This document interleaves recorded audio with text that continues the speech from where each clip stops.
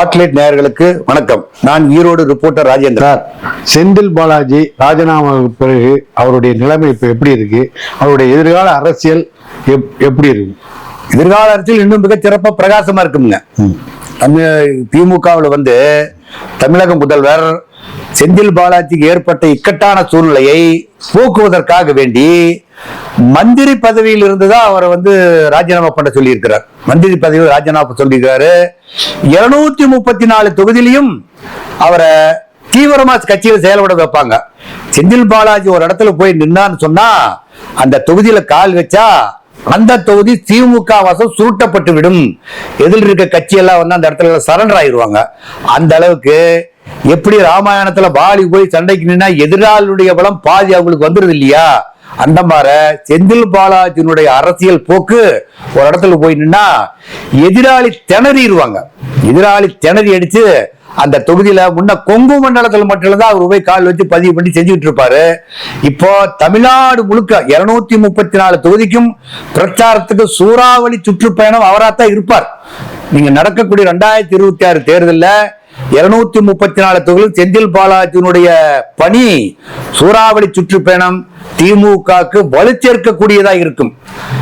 செந்தில் பாலாஜியை பத்தி சொல்லணும்னு சொன்னா அவர் கரூர் மாவட்டத்துல கரூர்ல அவர் ஆரம்ப காலத்திலிருந்து அவர் கல்லூரி படிப்பை வணிகவியல் கல்லூரி படிப்பு இளங்கலை வணிகவியல் கல்லூரி படிப்பை முடிச்சொன்னையும் அரசியல் ஈடுபடுறதுக்கும் முதலாக அவர் தேர்ந்தெடுத்த கட்சி மறுமலர்ச்சி திராவிட முன்னேற்ற கழகம். அந்த மறுமலர்ச்சி திராவிட முன்னேற்ற கழகத்திலிருந்து மறுபடியும் அவர் என்ன பண்றாருன்னா அதிமுகவில் சேரணும்னு சொல்லி ரொம்ப ஆர்வமா இருக்கிறார்.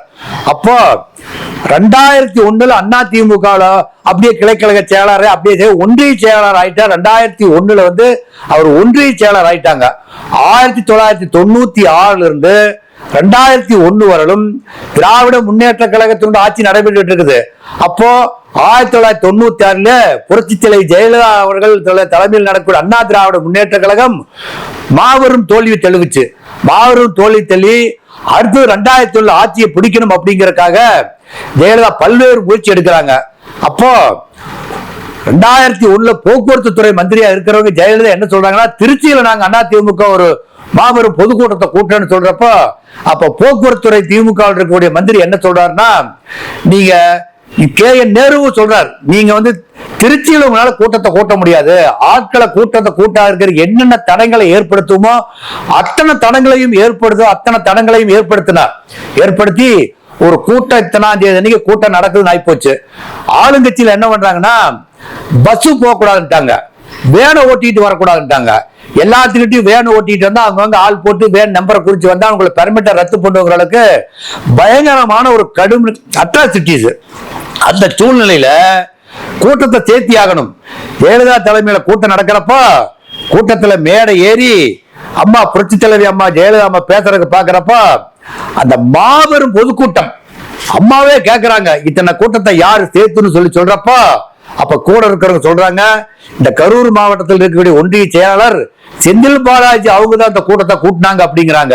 செந்தில் பாலாஜி அந்த கூட்டத்தை எப்படி கூட்டான்னு சொன்னோம்னாக்கா அந்த ஊர்ல இருக்கக்கூடிய டிராக்டர் எல்லாத்துக்கிட்டையும் மாட்டு வண்டி டிராக்டர் எல்லாத்துக்கிட்டையும் சொல்லி நீங்க வேணத்தான நிறுத்தினீங்க, பஸ் எங்களுக்கு கொடுக்கறதுக்கு உண்டானதெல்லாம் நிறுத்திட்டீங்கன்னு சொல்லி டிராக்டர்லயும் மாட்டு வண்டியில ஆளுகளை கூட்டிட்டு அத்தனை கூட்டத்தை நடத்தி சிறப்பா நடத்தி கொடுத்தவர் தான் செந்தில் பாலாஜி. ஜெயலலிதா அவர்களுக்கு இந்த தகவல் கொடுத்தோன்னையும் அந்த மேடையிலேயே செந்தில் பாலாஜி என்ன சொல்றாங்கன்னு சொன்னா, 2001 ஆட்சி அதிமுக ஆட்சி அமைச்சிட்டோன்னையும் உங்களுக்கு போக்குவரத்து துறை மந்திரி பதவி கொடுக்கப்படும் சொல்லி உறுதிமொழி கொடுத்தாங்க. அதே மாதிரி 2001 ஜெயலலிதா தலைமை அதிமுக ஆட்சி செந்தில் பாலாஜி போக்குவரத்து துறை மந்திரி. அப்போ செந்தில் பாலாஜியினுடைய கட்சியினுடைய செயல்பாடு சிறப்பா பார்த்துட்டு தான் ஜெயலலிதா வேந்து போய் அவங்களுக்கு சொன்ன சொல்லு தவறாத போக்குவரத்து துறை மந்திரி பதவி கொடுத்தாங்க. மீண்டும் 2011 மறுபடியும் அவரு கட்சியில செயல்படுறாரு. அதுக்கு பின்னால ஜெயலலிதா மறைவுக்கு பின்னால் என்ன சொன்னா தினகரன் கட்சிக்கு போயார ஒரு 18 MLA போறாங்க. அப்போ போறப்போ இவரும் தினகரனோட அமமுகவில் சேர்ந்து தினகரன் அமமுக சிறப்பாக செயல்பட்டார். ஆனா தினகரனுடைய போக்கு செந்தில் பாலாஜிக்கு கரெக்டா பிடிக்கலை. இவர் கட்சியில வந்து ஜெயிக்கக்கூடிய சூழ்நிலை இல்லைங்கிற முன்கூட்டியே ஞான திருஷ்டியில கணிச்சிட்டு நம்ம செந்தில் பாலாஜி வந்து என்ன பண்ணா தினகரன்ல இருந்து விலகி அந்த திமுக போய் சேர்றார். திமுக சேர்ந்தோன்னையும் திமுக சேரான்னு சொன்னையும் செந்தில் பாலாஜிக்கு கரூர் மாவட்ட திமுக காரர்கள் சிவப்பு கம்பளம் போட்டு வரவேற்றாங்க. ஏன்னா செந்தில் பாலாஜியினுடைய திறமை கரூர் மாவட்டத்தில் இருக்கக்கூடிய திமுக காரர்களுக்கு நல்லா தெரியும். ஏன்னா அண்ணா திமுக வந்து எந்த அளவுக்கு செயல்பட்டான்னு தெரிஞ்சதுனால சிவப்பு கம்பளம் போட்டு அவரை வரவேற்றாங்க. வரவேற்றனையும் மறுபடியும் ஒரு இடைத்தேர்தல், அந்த 18 தொகுதி காலியானதில் இடைத்தேர்தல் நடக்குது. இடைத்தேர்தல்ல மீண்டும் செந்தில் பாலாஜி திராவிட முன்னேற்ற கழகத்தினுடைய சட்டசபை எம்எல்ஏவாக தேர்ந்தெடுக்கப்படுகிறார். தினகரன் வந்து கட்சி பிரிஞ்சு போய் மீண்டும் அந்த இடத்துல திமுக தலைவர் கரூர் தொகுதியில மீண்டும் சட்டசபைக்குள்ள நுழையிறார். அதுல இருந்து திமுக இருக்கிறாரு. 2021 திமுக ஆட்சி ஜெயிச்சொன்னையும் அவருக்கு கலால் பதவியும் மின்சாரத்துறையும் கொடுக்கறாங்க. ரொம்ப சிறப்பா செயல்பட்டார். அதெல்லாம் சொல்லவே முடியாது. கரூர் மாவட்டத்தில் இருக்கக்கூடிய கட்சிக்காரருக்கெல்லாம் புதிய உத்வேகம். திமுக ஏற்கனவே இருந்தவங்க இருப்பாங்க, புதுசா இவருடைய ஃபாலோயர் போனப்ப கரூர் குரூப் அப்படிங்கிற அளவுக்கு செந்தில் பாலாஜி ஒரு குரூப் ஏற்படுத்திட்டாருங்க. கரூர் குரூப்னு சொன்னா செந்தில் பாலாஜி குரூப் தான், வேற யாரையும் அப்படி சொல்ல மாட்டாங்க. திமுக நிறைய பேர் இருந்தாங்க, அண்ணா திமுக நிறைய பேர் இருந்தாங்க. ஆனா கரூர் குரூப்னு சொல்றப்போ செந்தில் பாலாஜி குரூப்னு சொன்னா செந்தில் பாலாஜி குரூப்னு சொல்ல அந்த அளவுக்கு கட்சியினுடைய தொண்டர்களையும் அங்க இருக்கிற மக்கள்கிட்டையும் நல்ல செல்வாக்கு பெற்றவராத்தான் இன்னும் இருந்துகிட்டு இருக்கிறார். இடையில சந்தர்ப்ப சூழ்நிலை, இடி ஐடி தொந்தரவு, இதெல்லாம் ஐடி தொந்தரவு யாருன்னு சொல்லி பண்ணுனாக்கா நம்ம கரூர் அண்ணாமலை சிங்கம்னு சொல்லிட்டு இருக்கிறாரு இல்லையா, இப்ப அசிங்கமா போயிட்டாரு விடுங்க. அவரு பண்ணின வேலைதான். அவரும் கரூர், இவரும் கரூர். இவர் கட்சியில வளர்ந்தா அண்ணாமலை கட்சியினுடைய வளர்ச்சி இருக்காதுன்னு சொல்லி இவருக்கு எத்தனை தொந்தரவு கொடுக்கணுமோ அத்தனை தொந்தரவையும் கொடுத்துட்டு இப்ப கடைசியில் அண்ணாமலை வந்து அட்ரஸ் இல்லாத போயிட்டாரு. ஆனா செந்தில் பாலாஜி இன்னும் அந்த இடத்துல இன்னும் எம்எல்ஏவா செயல்பட்டு இருக்கிறாரு. அண்ணாமலையினுடைய சூழ்ச்சியின் காரணமா தான் செந்தில் பாலாஜிக்கு சிறிய தொய்வு ஏற்பட்டது. ஆனா அந்த தொய்வு எல்லாம் நீங்கி போறப்போ இப்ப அவர் வந்து 234 தொகுதிக்கும் திமுக பயன்படுத்தும். இப்படிங்க செந்தில் பாலாஜி பத்தி சொல்லணும்னா, மாவீரர் அலெக்சாண்டர் ஒரு கிரேக்க போராளிங்க. அவர் எந்த நாட்டுல போய் கால் வைக்கிறாரோ அந்த நாடு கைவசம் வந்துடும். ஒரு இடத்துல போய் நின்னாருன்னு சொல்லி சொன்னா அங்க இருக்கிற மந்திரி சிற்றரசெல்லாம் தானே கால் எடுத்து இந்த நாட்டை நீங்களே வச்சுங்க, சண்டை நடத்தி எந்த அளவில் படையில 10 பேர் செத்து, உங்களுக்கு 110 பேர் செத்து, 1000 பேர் செத்து, அந்த பிரச்சனையே வேண்டாம், உங்களோட போர் வீரம் எங்களுக்கு தெரியும்னு சொல்லி அவர்கிட்ட கொண்டாந்து அந்த நாட்டை சரண்டர் பண்ணிட்டு போயிடுவான். அதே மாதிரிதான் இந்தியாவுக்கும் படையெடுத்து வரப்போ அதே சூழ்நிலை வந்தது. அதே மாவீரன் அலெக்சாண்டரா தான் கரூர் இருக்கக்கூடிய செந்தில் பாலாஜி பார்த்துக்கிட்டு இருக்கிறாங்க. செந்தில் பாலாஜி கொங்கு மண்டலத்துல மறுபடியும் இப்ப போயிட்டு இருக்குது.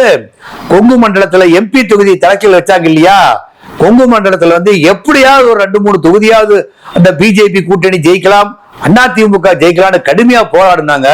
அப்ப கொங்கு மண்டலத்துல போன தடவை நடக்கிறப்ப செந்தில் பாலாஜி இல்லாத சூழ்நிலை இந்த தடவை அந்த கோயம்புத்தூர் பகுதி கொங்கு மண்டலத்துல போய் கால் வச்சாரு. கால் வச்சப்ப எல்லா தொகுதியிலையும் வெற்றி. அங்க இருக்க அதிமுக காரரும் பிஜேபி காரரும் ஆடி போயிட்டாங்க. அவருடைய செயல்பாட்டை பார்த்துட்டு ஈரோடு இடைத்தேர்தல் நடந்ததுங்க. இடைத்தேர்தல் நடக்கிறப்ப செந்தில் பாலாஜி வர்றதுக்கு முன்னால இடைத்தேர்தல் அப்படியே சோமலா நடந்துகிட்டு இருந்தது. அப்படியே கட்சி நடக்குது, இடைத்தேர்தல் வருது. இடைத்தேர்தல் எப்போ ஆளுங்கட்சி தான் ஜெயிக்கும், அதெல்லாம் ஆளுங்கட்சிகள் இருந்தாங்க. செந்தில் பாலாஜிய ஒரு குறிப்பிட்ட தொகுதிக்கு போட்டாங்க. ஒரு குறிப்பிட்ட பகுதியில செந்தில் பாலாஜி இந்த ஏரியாவை கவர் பண்ணுவார் அப்படின்னு சொல்லி அந்த குறிப்பிட்ட தொகுதியில் செந்தில் பாலாஜி கால் வச்ச உடனேயும் அங்க இருக்கிற மக்களுக்கெல்லாம் உத்வேகம், அந்த உள்ளூர் திராவிட முன்னேற்ற கழக கட்சிக்காரர்களுக்கு உத்வேகம். எந்த அளவுக்கு ஓட்டு அதிகமா வாங்கி ஜெயிக்கணுமோ அந்த அளவுக்கு செயல்பட்டார். பல்வேறு யுக்திகளை கையாளுறதுல செந்தில் பாலாஜி அடிச்சுக்கிறதுக்கு வேற யாரும் கிடையாது. செந்தில் பாலாஜிக்கு செந்தில் பாலாஜி தான் ஈடு கொடுக்க முடியுமோ, இன்னொரு நபர் வந்து புதுசா ஈடு கொடுக்க முடியாது. அந்த அளவுக்கு செந்தில் பாலாஜி அவர்கள் மிக திறமையாக செயல்படுபவர்கள்.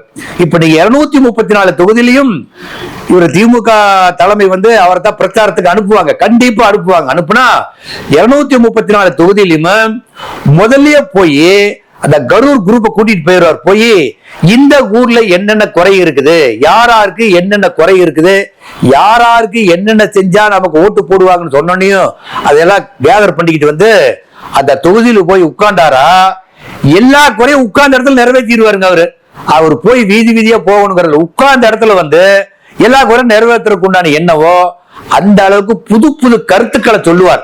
இந்த இடத்துல இப்படி பண்ணா நமக்கு ஓட்டு விழுகும், இந்த கட்சிக்காரங்களை போய் கூட்டிட்டு வரணும், அவங்களை இப்படி கூட்டிட்டு வாங்க, அந்த கட்சிக்காரரை எப்படி இழுக்கிறது, மாற்று கட்சியிலிருந்து திராவிட முன்னேற்ற கழகம் எப்படி இழுக்கிறங்கிற சக்தி அதனுடைய சூதனம் எல்லாம் செந்தில் பாலாஜிக்கு அத்துப்படி. செந்தில் பாலாஜி வந்து அண்ணா திமுகவிலிருந்து திமுகவுக்கு வந்து திமுகவுக்கு ஒரு வரப்பிரசாதம். ஏற்கனவே அண்ணா திமுக சிறப்பா செயல்பட்டக்கூடிய மந்திரிமார்கள் எல்லாம் இன்னைக்கு திமுக ஐக்கியமாயி திமுகவுல மந்திரியா தான் இருக்கிறாங்க. அதே மாதிரி செந்தில் பாலாஜியும் திமுகவுல வந்து சேர்ந்தது திராவிட முன்னேற்ற கழகத்துக்கு கூடுதல் பலம்.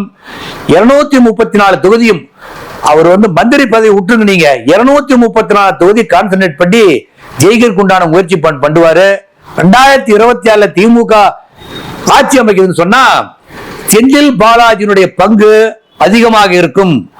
அதனால அந்த 2026 எலெக்ஷன் முடிச்ச பிற்பாடு செந்தில் பாலாஜிக்கு என்ன பதவி கொடுக்கணுங்கிறத அப்ப இருக்கக்கூடிய நம்ம தமிழக முதல்வர் ஸ்டாலின் தான் வருவார் இல்லைங்களா, அவர் என்ன பண்ணுவார்னா அவருக்கு என்ன பதவி கொடுக்கணுமோ அந்த பதவியை சீரும் சிறப்பான பதவியா கொடுப்பார். இப்ப கொடுத்திருக்கிற பதவி ஒரு பகுதி முத்துசாமி கிட்ட போயிருக்குது, ஒரு மின்சாரத்துறை இன்னொருத்தருக்கு போயிருக்குது. ஆனா இருந்தாலும் 2026 கட்சியினுடைய செயல்பாட்டை பார்த்து எல்லாமே ஆடி அசைஞ்சு போயிருவாங்க. அப்போ இந்த மற்றவங்க எழுத்து சொல்ற கால் இருக்காது. சரி என்னதான் பண்ணாலும் சரியப்பா செந்தில் பாலாஜிய ஆட்டவோ அசைக்கவோ முடியாது, அதனால அவருக்கு கண்ட்ரோல் பண்ணி போயிடலாம்னு சொல்லி யாருமே செந்தில் பாலாஜி 2020 பிற்பாடு ஒரு வழக்கு கிழக்கெல்லாம் எது தொந்தரவு இருக்காது, அவர் ஃப்ரீ பேர்ட் ஆயிடுவார். சுதந்திர பறவையா 2026 பிற்பாடு செந்தில் பாலாஜி செயல்படுவதற்கு திமுக அவருக்கு உறுதுணை நிற்கும். இப்ப எப்படி உறுதுணையா நிக்கிறோ எல்லாம் சொல்லுவாங்க.